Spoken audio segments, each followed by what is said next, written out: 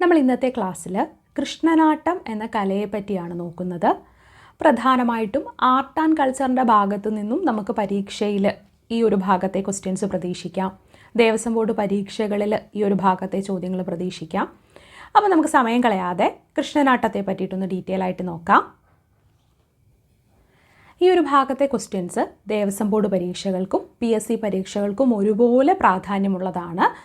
അപ്പോൾ നമുക്ക് കൃഷ്ണനാട്ടത്തെ പറ്റി നോക്കാം. കഥകളിയുടെ മൂലകലയെന്ന് അറിയപ്പെടുന്ന കേരളത്തിലെ ആദ്യത്തെ നൃത്തനാടകമാണ് കൃഷ്ണനാട്ടം. എന്താണ്? കഥകളിയുടെ മൂലകലയെന്നറിയപ്പെടുന്ന കേരളത്തിലെ ആദ്യത്തെ നൃത്തനാടകമാണ് കൃഷ്ണനാട്ടം. കോഴിക്കോട് സാമൂതിരിയായിരുന്ന മാനവേദൻ രൂപം കൊടുത്ത ഒരു നൃത്തശില്പമാണെന്ത്? കൃഷ്ണനാട്ടം. ഇവിടെ 2 പോയിന്റുകളാണ് നമ്മൾ പഠിച്ചത്. ഒന്ന്, കഥകളിയുടെ മൂലകലയെന്നറിയപ്പെടുന്നത് എന്താ? കഥകളിയുടെ മൂലകലയെന്നറിയപ്പെടുന്നത് കൃഷ്ണനാട്ടമാണ്. അതിന് രൂപം കൊടുത്തത് കോഴിക്കോട് സാമൂതിരിയായിരുന്ന മാനവേദനാണ്. ആരാണ്? കോഴിക്കോട് സാമൂതിരിയായിരുന്ന മാനവേദനാണ്. കൊല്ലവർഷം 829 അദ്ദേഹം ജയദേവ കവിയുടെ അഷ്ടപദിയുടെ മാതൃകയിൽ കൃഷ്ണഗീതി രചിക്കുകയും അത് പിന്നീട് കൃഷ്ണനാട്ടമായിട്ട് അവതരിപ്പിക്കുകയും ചെയ്തു എന്നാണ് പറയപ്പെടുന്നത്. അപ്പോൾ കൊല്ലവർഷം 829, ശ്രദ്ധിക്കുക, കൊല്ലവർഷം 829 ആരാണ്? കോഴിക്കോട് സാമൂതിരിയായിട്ടുള്ള മാനവേദൻ ജയദേവ കവിയുടെ അഷ്ടപദിയുടെ മാതൃകയിലാണ് എന്ത്? കൃഷ്ണഗീതി രചിച്ചത്. അവിടെയും നമ്മൾ പഠിക്കേണ്ട ഒരു പോയിന്റ് ഉണ്ട്. എന്താ? കോഴിക്കോട് സാമൂതിരിയായിരുന്ന മാനവേദനാണ് കൃഷ്ണഗീതി രചിച്ചത്. അതെങ്ങനെയാണ് അദ്ദേഹം കൃഷ്ണഗീതി രചിച്ചത്? അദ്ദേഹം ജയദേവ കവിയുടെ അഷ്ടപദിയുടെ മാതൃകയിലാണ് എന്ത്? കൃഷ്ണഗീതി രചിച്ചത്. അത് പിന്നീട് കൃഷ്ണനാട്ടമായിട്ട് അവതരിപ്പിക്കുകയും ചെയ്തു എന്നാണ് പറയപ്പെടുന്നത്. അപ്പം നമ്മൾ പഠിച്ച പോയിന്റുകൾ ഒന്നുകൂടി റിപ്പീറ്റ് ചെയ്യുകയാണ്. ഒന്ന്, കഥകളിയുടെ മൂലകലയെന്ന് വിശേഷിപ്പിക്കപ്പെടുന്നത് അറിയപ്പെടുന്നത് എന്താണ്? കൃഷ്ണനാട്ടമാണ്. അത് കോഴിക്കോട് സാമൂതിരിയായിരുന്ന മാനവേദൻ രൂപം കൊടുത്ത നൃത്തശില്പമാണ് കൃഷ്ണനാട്ടം. കൊല്ലവർഷം 829 അദ്ദേഹം ജയദേവ കവിയുടെ അഷ്ടപദിയുടെ മാതൃകയിലാണ് കൃഷ്ണഗീതി രചിച്ചത്. അത് പിന്നീട് എന്താണ്? കൃഷ്ണനാട്ടമായിട്ട് അവതരിപ്പിക്കുകയും ചെയ്തു എന്നാണ് പറയപ്പെടുന്നത്. കൃഷ്ണഗീതിയെ അഷ്ടപതി എന്താണ് എന്ന് പറയുന്നത് പോലെയാണ് കൃഷ്ണനാട്ടത്തെ അഷ്ടപതിയാട്ടം എന്നും പറയുന്നത്. നമ്മൾ കൃഷ്ണഗീതിയെ അഷ്ടപതി എന്ന് പറയുന്നത് പോലെയാണ് എന്ത്? കൃഷ്ണനാട്ടത്തെ അഷ്ടപതിയാട്ടം എന്നും പറയുന്നുണ്ട്. അപ്പോൾ അഷ്ടപതിയാട്ടം എന്നും അറിയപ്പെടുന്നത് എന്തെന്ന് ചോദിച്ചാൽ എന്താണ്? അത് കൃഷ്ണനാട്ടമാണ്. പ്രധാനമായിട്ടും ഗുരുവായൂർ ക്ഷേത്രത്തിലെ ഒരു പ്രധാന വഴിപാടായിട്ടാണ് കൃഷ്ണനാട്ടം അവതരിപ്പിക്കാറ്. അവിടെ ശ്രദ്ധിക്കേണ്ടതായിട്ടുള്ള കാര്യം, 8 ദിവസത്തെ കളിയായ കൃഷ്ണനാട്ടത്തിന് വേണ്ടിയിട്ട് 8 നാഴി എണ്ണ, 8 തിരി, 8 കുട്ടികൾ, 8 നാഴിക നേരത്തെ കളി, 8 അരങ്ങുപണം എന്നിങ്ങനെ 8 ചേരുന്ന കണക്കുകളാണുള്ളത്. അത് കൃഷ്ണനാട്ടത്തിൻ്റെ ഒരു പ്രത്യേകത. എന്താ? ഗുരുവായൂർ ക്ഷേത്രത്തിലെ ഒരു പ്രധാന വഴിപാടായിട്ടാണ് കൃഷ്ണനാട്ടം അവതരിപ്പിക്കുന്നത്.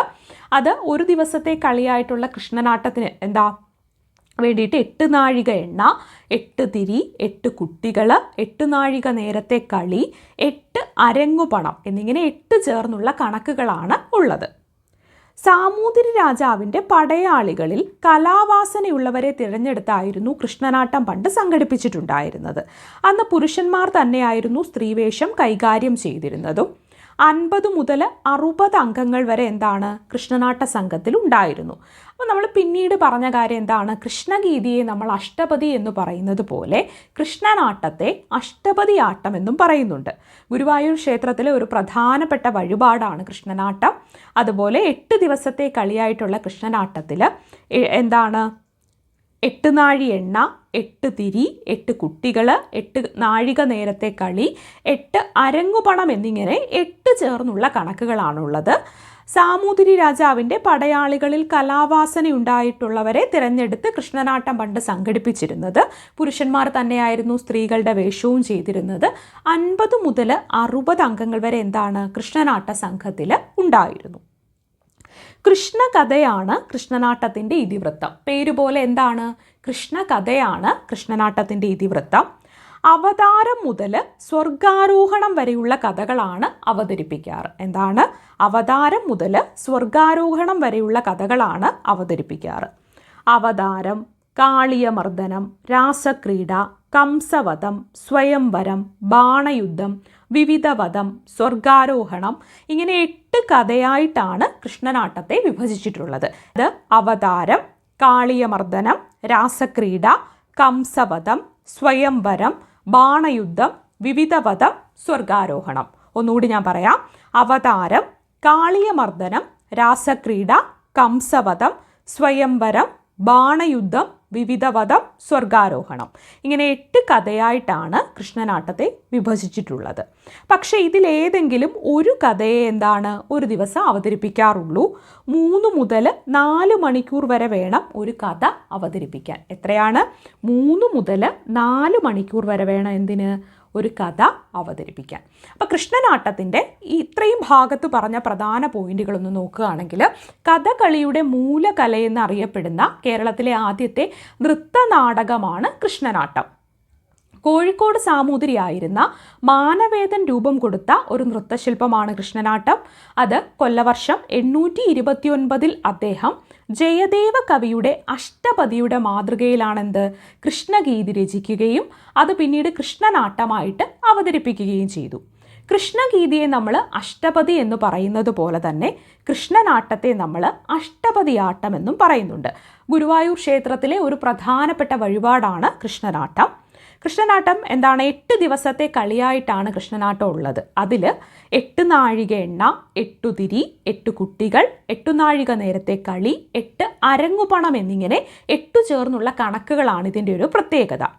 അത് പണ്ട് സാമൂതിരി രാജാവിൻ്റെ പടയാളികളിൽ കലാവാസനയുള്ള ആൾക്കാരായിരുന്നു പ്രധാനമായിട്ടും ഇതിലുണ്ടായിരുന്നത്. അവർ തന്നെയാണ് സ്ത്രീവേഷം കൈകാര്യം ചെയ്തതും. ഒരു സംഘത്തിൽ 50 മുതൽ 60 വരെ ആൾക്കാരുണ്ടായിരുന്നു എന്നൊക്കെ ഉള്ളതൊന്ന് ഓർത്തു വെക്കുക മാത്രം ചെയ്യുക. കൃഷ്ണൻ്റെ കഥയാണ് കൃഷ്ണനാട്ടത്തിൻ്റെ ഇതിവൃത്തം എന്ന് പറയുന്നത്. പേര് നോക്കുമ്പോൾ തന്നെ നമുക്ക് മനസ്സിലാവും. അവിടെ ഭഗവാന്റെ അവതാരം മുതൽ സ്വർഗാരോഹണം വരെയുള്ള കഥകളാണ് അവതരിപ്പിക്കാറ്. അതായത് അവതാരം, കാളിയമർദ്ദനം, രാസക്രീഡ, കംസവധം, സ്വയംവരം, ബാണയുദ്ധം, വിവിധവധം, സ്വർഗാരോഹണം, ഇങ്ങനെ 8 കഥയായിട്ടാണ് കൃഷ്ണനാട്ടത്തെ വിഭജിച്ചിട്ടുള്ളത്. ഇതിൽ ഒരു ദിവസം ഒരു കഥ മാത്രമേ കൃഷ്ണനാട്ടത്തിൽ അവതരിപ്പിക്കാറുള്ളൂ. കാരണം 3 മുതൽ 4 മണിക്കൂർ വരെ വേണം ഒരു കഥ അവതരിപ്പിക്കാനായിട്ട്.